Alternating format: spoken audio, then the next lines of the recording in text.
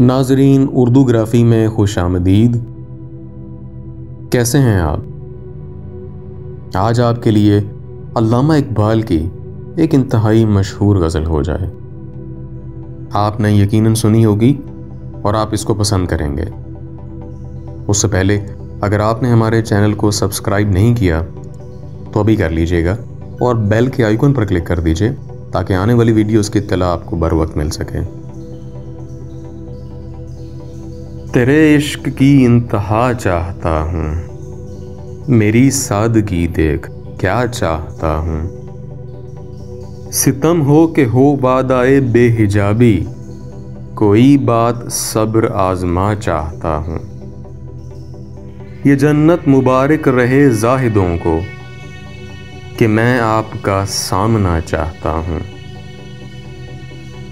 कोई दम का मेहमा हो ए अहले महफिल,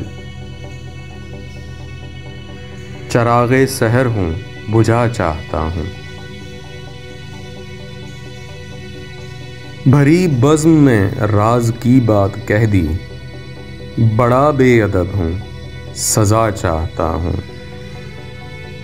तेरे इश्क की इंतहा चाहता हूँ, मेरी सादगी दे क्या चाहता हूँ। तो कैसी लगी आपको ये मुख्तसर से इकबाल की गज़ल? मुझे उम्मीद है कि बहुत पसंद आई होगी, और अगर पसंद आई तो इस वीडियो को लाइक ज़रूर कीजिएगा, इससे हौसला अफजाई होगी। बहुत शुक्रिया।